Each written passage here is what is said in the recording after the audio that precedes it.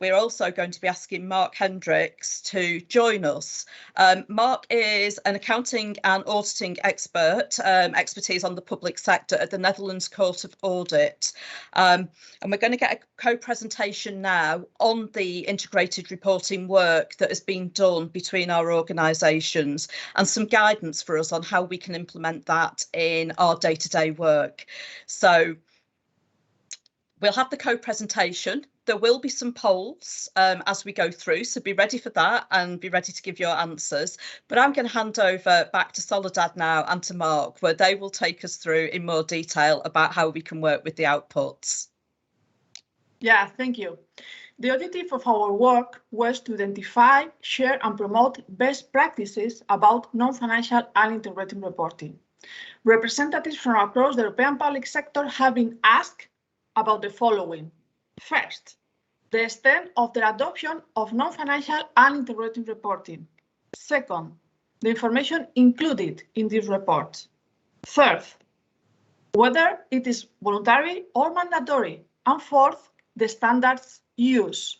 We have more than 68 answers from 28 member states, as you can see in the slide.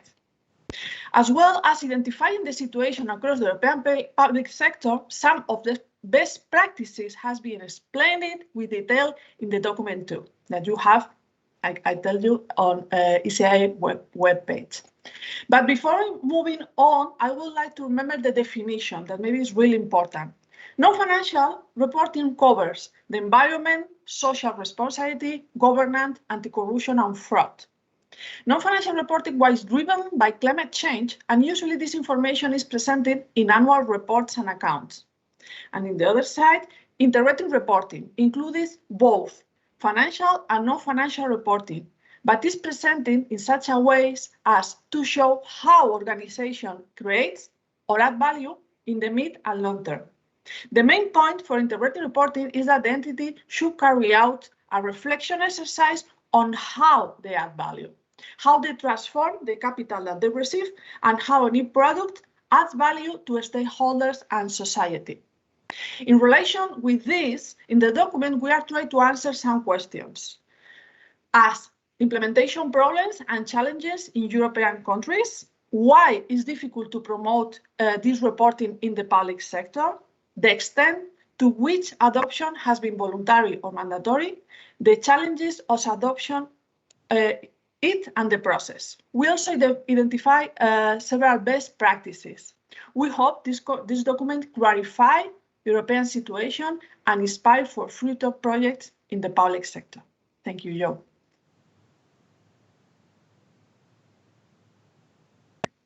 Thank you. That's really good to hear. I have to say that we're quite behind the mark in the public sector in the UK on this. So it's been really, really beneficial for me to see this exercise happening. And I hope that other people are also benefiting from seeing the report and thinking about how, you know, it plays into their work and what more they can be doing. I'm going to ask some questions now. And it'd be really, really good to hear what you have to say on this. Mark, if I could start with you. What are the key concepts of responsibility and accountability when we speak about integrated reporting? Yeah, thank you, Joe. Thank you for giving me the opportunity of speaking about integrated reporting from the perspective of responsibility and accountability. Now, when we look at integrated reporting from the perspective of responsibilities or accountabilities, you could say, in fact, that integrated reporting is a way to account for a combination of different types of accountabilities or responsibilities to multiple stakeholders or to the general public, in fact. In general, you can identify three types of responsibilities and related accountabilities. First of all, you can identify the so-called formal responsibilities. And this is what organizations traditionally account for and report on. Those responsibilities are in general captured in law and regulations. And the information that is requested to report on is mainly financially orientated. So this is what we call vertical reporting, so from agent to principal. But secondly, you can identify responsibilities that are assigned to an organization by society, the broader public, and whether society would like to see that organizations account for at reporting. Examples are, for instance, the impact that an organization has on its environment, or the way it deals with climate issues or human rights and so on. And certainly you can identify the organization's self-felt responsibilities. This is where an organization feels itself responsible for. And this is, for instance, reflected in the mission and the strategy of an organization and in its core values. It is more or less about what an organization wants to be held accountable for itself. For instance, about how an organization wants to add value, or about being a good employer, or about their integrity policy or gender equality policy. Now, most certainly there will be some kind of overlap between those, the issues that can be derived from these responsibilities. So the art related to integrated reporting is to really integrate those issues and connect them into a single narrative. And what's also really important is that an organization sets goals and targets for all these important issues. And then in the integrated report, they should explain whether or not these goals and targets have been achieved and why or why not. So that is what I can say about the concepts of responsibility and accountability that are in fact a theoretical fundament for integrated reporting. Thanks, Mark. That's really interesting. And the way you describe it feels almost like a sort of maturity model. And where are you? Do you just do what you have to do under law and regulations? Do you start to think about your impact on society and society's expectations of you? And then do you get to the top where actually, you know, you are thinking about what should we be telling people here? How open and transparent should we be? And working your way up that scale. I find certainly in my work that we're probably very much at the bottom of that pyramid and still thinking about what do we have to do under law and regulations. So really interesting to think about what other things we may need to do there. Soledad, I'm going to come to you if I may. And ask you about the benefits of integrated reporting. You know, what do you see as being beneficial in taking this approach? Yeah, thank you, Joe. Regarding the main perceived benefits for the application of integrated reporting, the most significant, according to the document, according to this publication, are first, the improvement of transparency, followed by developing communication with external stakeholders. If I were to ask you on this point, the answer will probably be similar, because both are fundamental part as they link to the philosophy of integrated reporting, how the company's add value is communicated to stakeholders. Here you can see all the results, and you have more detail in the report. Next slide. This is the Social Dilemma, a Netflix series where, among other things, we see the importance of information and how it is transmitted. In this case, it is focused on social media. But we can also think how the public sector uses the social media to inform the society. If citizens are one of our stakeholders, it is a benefit and advantage to use these channels to explain how we add value and the importance of transparency. And now a question for you that you don't need to answer, but maybe it's important to think about this. How do we communicate through social media, and how do public sector use this channel? Thank you, Jo. Thank you, Soledad. Really interesting. I'm going to see before I make a comment if Mark's got anything that he'd like to add on this question. Hi, yes, thank you, Joe. Yes, well, integrated report to me, first of all, offers a chance to tell your story about how you see it, how you are dealing with your responsibilities as an organization. And it's, in fact, a way to express your identity as an organization. It can improve your relations with your stakeholders as well. Another benefit is that it makes you aware of your responsibilities towards society. It can also make you think about how you can contribute to the, for instance, to the SDGs. And most certainly, one of the biggest benefits of integrated reporting is that it stimulates and enforces integrated thinking and integrated decision making.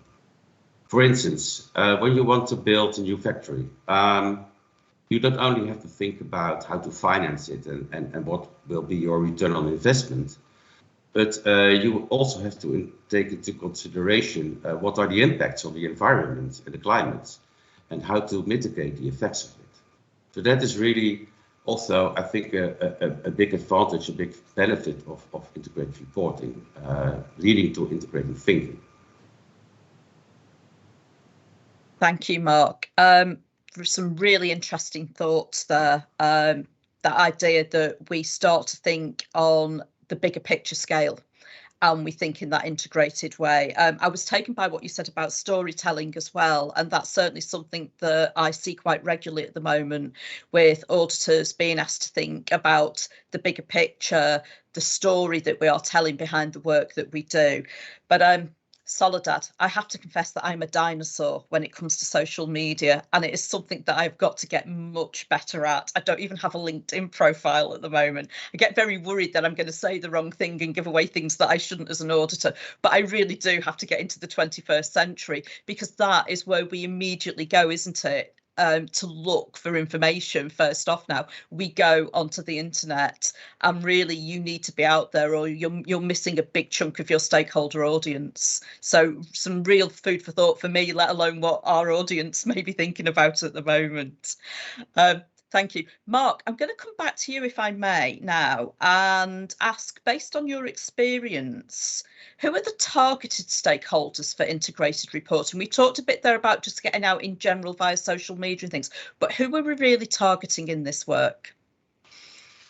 Yeah, thank you, Joe. I think, well, I would say the general public.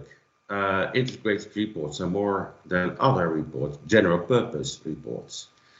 And when issuing an integrated report, you explicitly take into account all stakeholder perspectives. As I told you in the beginning, an integrated report is not only about the formal responsibilities you have as an organization, but more than ever about the responsibilities that the general public assigns to you. So an integrated report should serve the interests of a broad public. Civilians, journalists, public interest organizations, NGOs, politicians, and not to forget the employees of the organizations itself. Thank you. And why do you think it's difficult to promote integrated reporting in the public sector? I mean, I've spoken about the fact that I think in the UK we're quite behind on this and at a low level maturity-wise. Why do you think that may be? Well, yeah, we see that integrated reporting in the private sector, they are really ahead of the public sector. Well, I think that we all would like to see that the public sector will be leading by example, because they serve the interests of the general public more than ever. But you see the opposite, and I think maybe one of the reasons may be that the public sector organizations, and especially central or local government organizations, are operating in a political environment. Integrated reporting requires to be transparent about your goals and your responsibilities and whether or not you achieve them. And for politicians, it's not always easy to be very transparent because they can easily be held accountable for it or criticized for it personally. Or their party will be. So the problem is that the context in which public sector organizations operate do not promote it or enforce to be open and transparent. And another reason might be that public sector organizations like to think that they're already doing integrated reporting. They like to say that their reports already contain a lot of non-financial information about policy issues, etc. So that may also be a reason why public sector organizations are not leading by example. Thank you. Soledad, you're in a really interesting position because you're with your role, you're balanced almost between, the public and the private sector, in the fact that, you deal with a government company rather than being, really sort of a policy making public sector type role. So for you, that must be a really interesting balance. So why do you think that we're not as advanced as we perhaps should be on integrated reporting in the public sector? Yeah, for me, maybe the main difficult that there is no mention of the public sector in the European legislation, no? And the main IR framework specify that it is designed for the private sector. Although it's true that several publications have been produced since then, focus on the public sector. But this is, I think, this is one of the key, no? The legislation and they are specified for the private sector. And other challenges for the public in the public sector that Mark explained, and in our report you can find are the problem with information. It could be difficult to obtain it, access to this information and assess the quality of this data. And another key issue is human resources, that always is essential, no? To have a staff with a knowledge and skills. And Joe, for me, this is one of the two really important key part of this in the public sector in Europe. That's interesting. Whenever we're in audit, we come back to resources and capability, don't we? It's always one of the questions for us. Thank you both. We're going to poll the audience now. And we'd really like to know about what type of assurance auditors should provide. Should it be a statement about the fair view of the sustainability report, an assessment of the process followed to report on sustainability, or both aspects? So if you join us on Slido and let us know what you think, that would be great.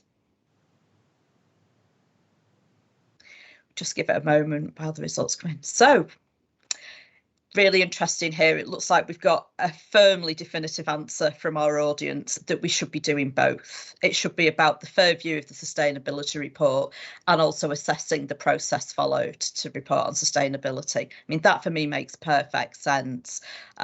Mark, have you got any views on what the audience has said to us? Yeah, thank you, Joe. Yes, I totally agree with the public. I think you should take into account both auditors,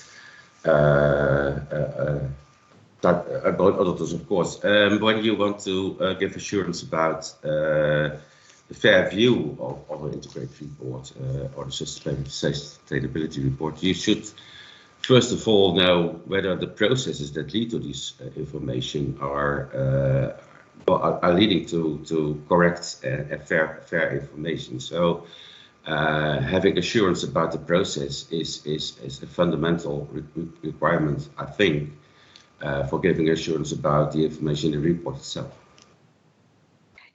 Soledad, what about you and what the audience has told us? Yeah, I'm very happy with this answer because we can see that internal and external audit, we are involved in this process, not to assurance this information, and we are in this process to have integrated reporting in the company. So I'm very happy with this answer that we have the 80% or something like that. We have both roles. So good news. Yeah, that's really good to see. Soledad, I'm going to stay with you, if I may, before we go over to some general questions and answers, and ask you, what's the role of internal and external auditors in integrated reporting? How do you see the split and how do you see the cooperation? Yeah, one of the most critical aspects in this kind of project is to clarify the roles and responsibility of all companies, bodies, and people involved in this process. The audit committee has a relevant role, since it's responsible for the supervision of the effectiveness of the internal control system over non-financial reporting. Central to this responsibility is the role of internal audit. And this role will depend on the maturity of the process. According to the ECI publication, we distinguish two roles, advisory and assurance. First, advisory role is during the implementation. No, this recommend promote coordination between the areas involved, review the design and establish controls. And the other role, the assurance role, is once implemented. No, collaboration with other functions is the combined assurance, review the reporting process, risk and internal controls, and of course following the 3 lines model. And last but not least, ensure effectiveness and efficiency of this process. Thank you. It's really helpful. Mark, can I come to you and ask how you see the role of the internal and external auditors in this work? Yeah, thank you. Yeah, I think that a good collaboration between internal and external auditors is very crucial.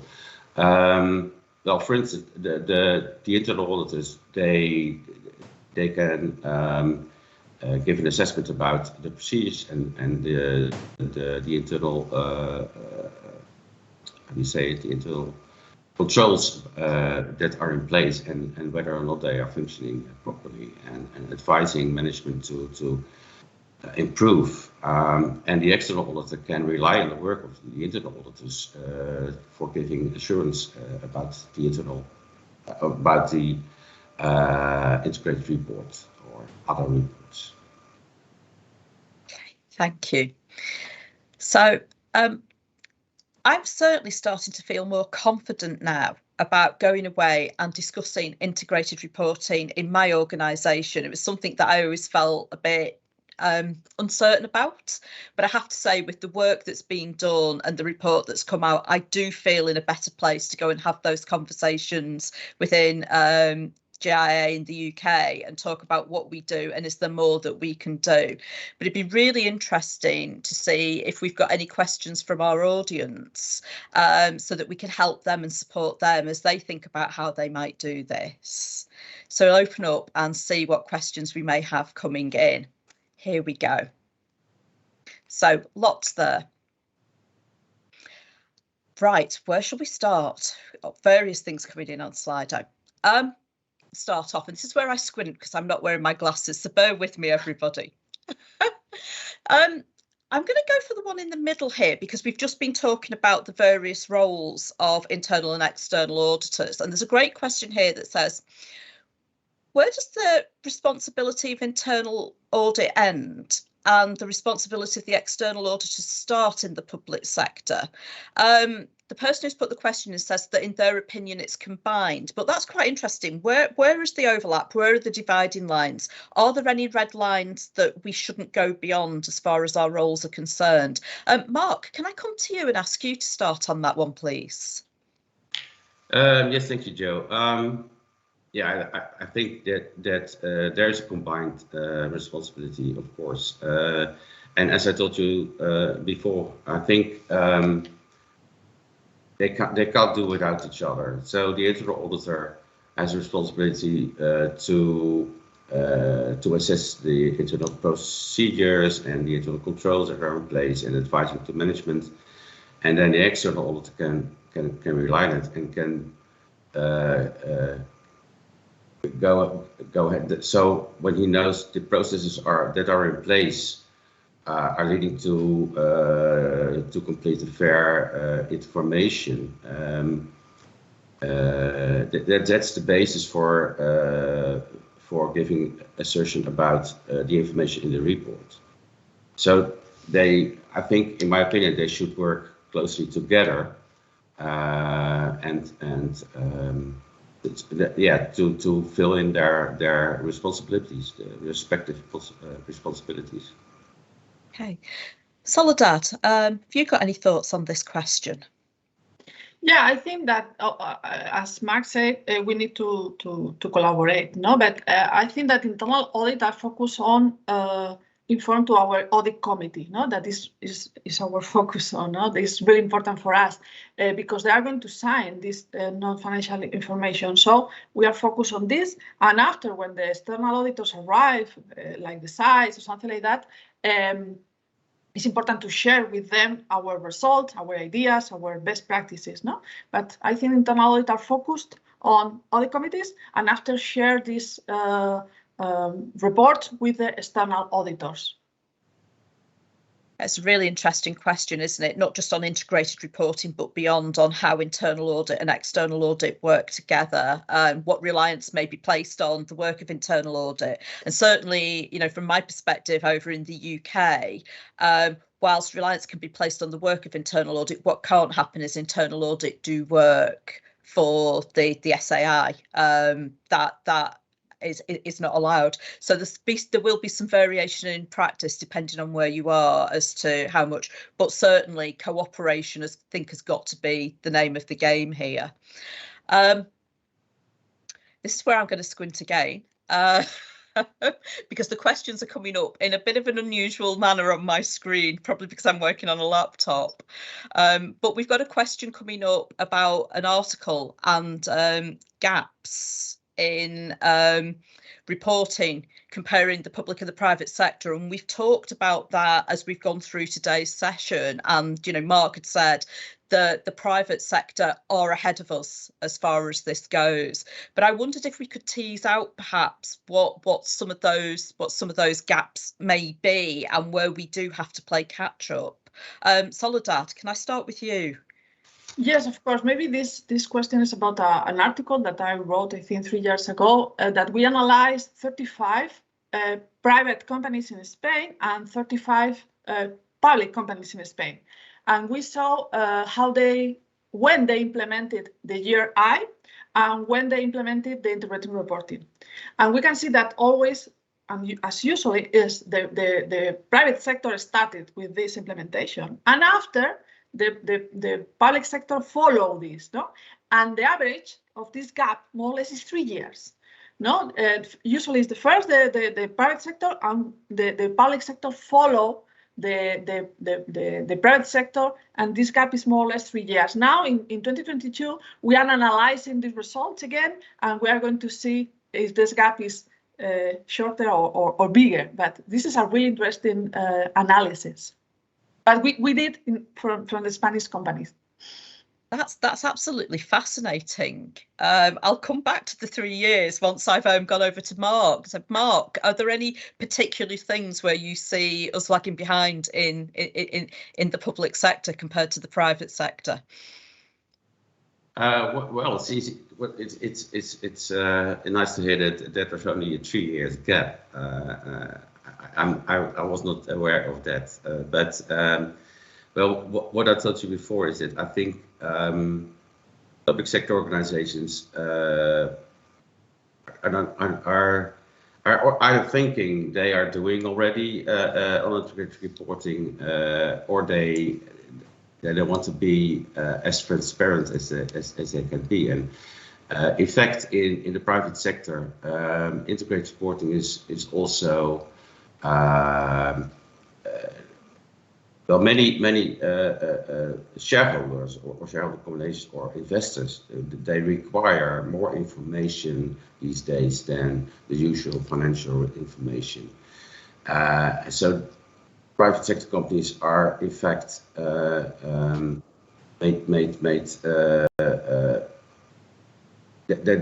have to give more information than normally required, because the shareholders wanted to give this information, and that's in the public sector. That's different. That is a really interesting point, isn't it? We are seeing that rise in shareholder activism with our private sector companies, and a lot of targeted action.